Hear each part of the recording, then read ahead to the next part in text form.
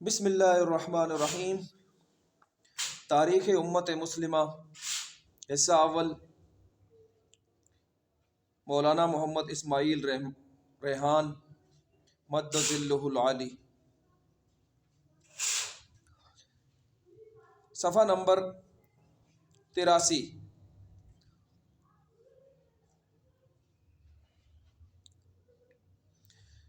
حضرت آدم علیہ السلام کو اللہ تعالیٰ نے مٹی سے پیدا کیا۔ یہ پہلے انسان کی تخلیق تھی۔ اس کی بناوٹ میں خالق کائنات نے ان جدتوں اور صناعیوں سے کام لیا جو اس سے پہلے کسی مخلوق کی پیدائش میں استعمال نہیں کی گئی تھیں۔ اس نئے وجود میں سوچنے، سمجھنے، جذبات کا اظہار کرنے، مسائل کو سمجھنے اور گرد و پیش کے وسائل کو کام میں لانے کی صلاحیتیں باقی تمام مخلوقات سے زیادہ تھیں۔ یہ تعمیر اور تخریب دونوں میں غیر معمولی نتائج اور اثرات دکھا سکتا تھا۔ اللہ تعالیٰ نے اسے نہ فرشتوں کی طرح اطاعت پر مجبور بنایا تھا، نہ جنات کی طرح شر سے مغلوب، بلکہ اسے خیر اور شر دونوں کی قوت دی تھی۔ فرشتوں نے انسان کی ساکھ سے اس کی کارکردگی کی صلاحیتوں کا اندازہ لگا لیا۔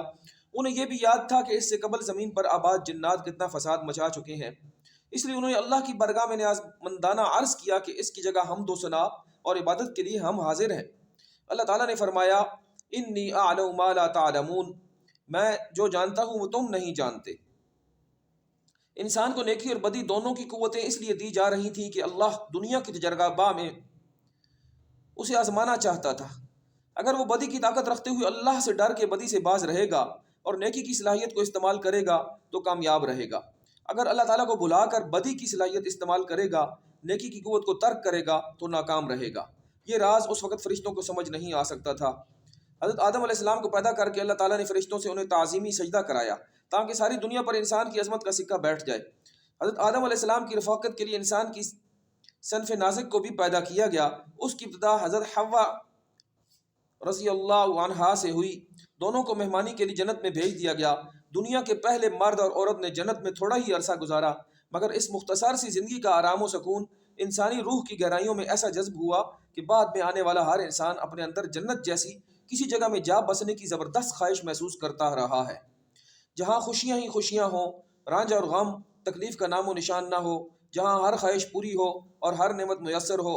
اللہ پر ایمان رکھنے والوں نے رسولوں کی معرفت سے یہ جان لیا کہ ان کی اصل منزل جنت ہے، اس لیے وہ نیک اعمال میں بڑھ چڑھ کر حصہ لیتے رہے تاکہ اپنی منزل کی طرف لوٹ سکیں۔ اللہ اور رسولوں پر ایمان نہ رکھنے والوں نے جنت کو خیالی چیز سمجھ کر اس کا انکار کیا، مگر اپنی فطرت میں موجود جنت کی خواہش سے خود کو آزاد نہ کرا سکے، اس لیے دنیا کے محدود وسائل کی چھین چپٹ میں منہمک ہو گئے تاکہ اس فانی زندگی میں جنت کے مزے لے سکیں۔ اس کشمکش سے دنیا فتنہ و فساد کی عامہ جگہ بن گئی۔ تخلیق آدم علیہ السلام سے لے کر اب تک انسانوں کو گمراہ کرنے میں سب سے بڑا دخل شیطان کا رہا ہے۔ شیطانوں کا سردار ابلیس جنات کی نسل سے ہے۔ حضرت آدم علیہ السلام سے پہلے یہ فرشتوں کا ہم نشین اور بارگاہ الہی کا مقرب رکن تھا۔ حضرت آدم علیہ السلام کا مرتبہ اپنے سے بلند ہوتے دیکھ کر وہ نفرت اور حسد کی آگ میں بری طرح جلنے لگا۔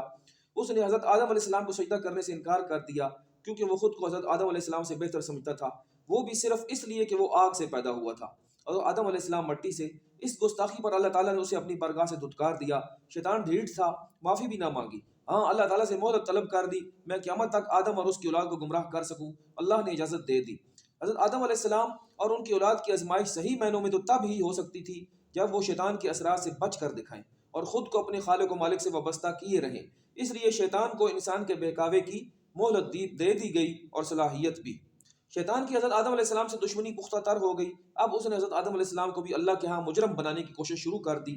اللہ تعالیٰ نے اسے ایسی صلاحیت دی تھی کہ وہ دوسروں کے ذہن اور خیالات میں دخل اندازی کر سکتا تھا۔ اس نے اس صلاحیت سے کام لے کر پہلے حضرت حوا پھر حضرت آدم علیہ السلام کو ایک ایسے درخت کا پھل کھانے پر آمادہ کر لیا جس کا استعمال حضرت آدم علیہ السلام کے لیے ممنوع تھا۔ جب آدم و حوا نے پھل استعمال کیا تو اللہ کی طرف سے جنت سے اخراج کا حکم آ گیا، جنت کا لباس چھین لیا گیا۔ دونوں نے جنت کے درختوں کے پتوں سے سطر چھپا کر اپنی فطری شرم و حیا کی لاج رکھی۔ جلد ہی دونوں کو زمین پر اتار دیا گیا۔ اس موقع پر انسان اور شیطان کا فرق ظاہر ہوا۔ حضرت آدم و حوا نے گڑ گڑا کر اللہ سے اپنی لغزش کی معافی مانگی، جبکہ شیطان اپنی سرکشی پر ڈٹا رہا۔ اللہ تعالیٰ نے حضرت آدم و حوا کی توبہ قبول فرمائی اور انہیں متنبع فرمایا کہ اب شیطان ہمیشہ تمہاری اولاد کا دشمن رہے گا، اس سے ہوشیار رہنا۔ یہ بھی بتایا کہ نسل انسانی کی رہنمائی اور اسے شیطان کے اثرات سے بچانے کے لیے آسمانی ہدایت کا سلسلہ جاری رہے گا۔ جو اس ہدایت کی پیروی کرے گا وہ آخرت میں بے خوف و خطر ہوگا، جو اسے ٹکرائے گا وہ سخت عذاب کا حقدار ٹھہرے گا۔ چونکہ حضرت آدم علیہ السلام کی پیدائش اور دنیا میں ان کی آمد کا قصہ انسان کو اس کی اصل منزل، مقصد اور حیثیت سے آگاہ کرتا ہے، اس لیے قرآن مجید اور احادیث نبوی میں اس واقعے کو بہت وضاحت سے بیان کیا گیا ہے۔ معلوم ہوا کہ دنیا میں انسان کی آمد کے پیچھے اللہ تعالیٰ کی معرفت کے حصول، اس کی توحید تک رسائی، اس کے در پر جھکنے، اس کے احکام ماننے اور شیطان کے جال سے بچنے کی آزمائش مقصود تھی۔ یہی راز تھا جس کے لیے حضرت آدم علیہ السلام کو پیدا کیا گیا، دنیا میں بھیجا گیا اور ان کی نسل کو چلایا گیا۔ حضرت آدم علیہ السلام کی وفات تک ان کی نسل کے افراد کی تعداد 40,000 کے لگ بھگ ہو چکی تھی۔ یہاں ہمیں اچھی طرح سمجھ لینا چاہیے پیدائش آدم علیہ السلام کا یہ قصہ جو قرآن مجید اور احادیث مبارکہ میں بیان ہوا ہے، اور اس کی تائید تورات اور انجیل اپنی موجودہ تحریر شدہ حالت میں بھی کرتی ہیں، اس حقیقت کو واضح کرتا ہے کہ تمام انسان حضرت آدم علیہ السلام کی اولاد ہیں، سب ایک باپ کے بیٹے اور انسان ہونے کے ناطے بھائی بھائی ہیں۔ اس سے یہ حقیقت بھی سامنے آتی ہے کہ ڈارون کا نظریہ ارتقاء اور انسان کے بندر کی نسل سے ہونے کا مفروضہ نری گپ ہے، جو تمام انسانی مذاہب کے برعکس اور تاریخ سے متصادم ہونے کے ساتھ ساتھ عقل کے بھی بالکل خلاف ہے۔ اگر قدیم زمانے کے بندر ارتقاء کرتے کرتے انسان بن سکتے تھے تو دور حاضر کے بندر بندر ہی کیوں رہے؟ انسان کیوں نہیں بنے؟ انسان ہزاروں برس میں کوئی اور مخلوق کیوں نہیں بن گیا؟ بلی شیر کیوں نہ بن پائی اور گدھا آج تک گھوڑے میں کیوں تبدیل نہ ہوا؟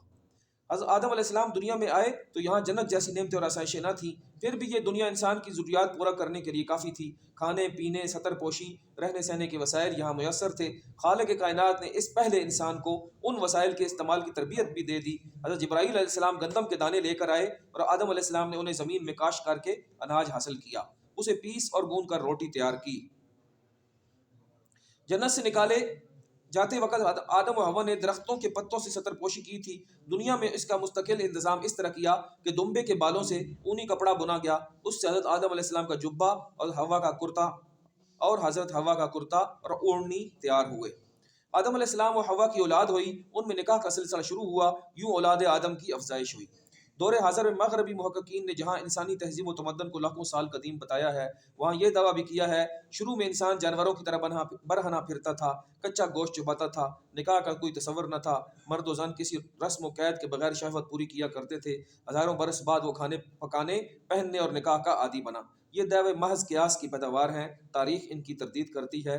دنیا میں آنے کے چند سو برس بعد اولاد آدم نے خالق کے بنیادی سبق کو بھلا دیا اور بد اعتقادی کی کھائیوں میں گرنے لگی، تو اللہ تعالیٰ نے ان کو راہ راست پر لانے کے لیے انبیاء اور رسل کا سلسلہ شروع فرما دیا۔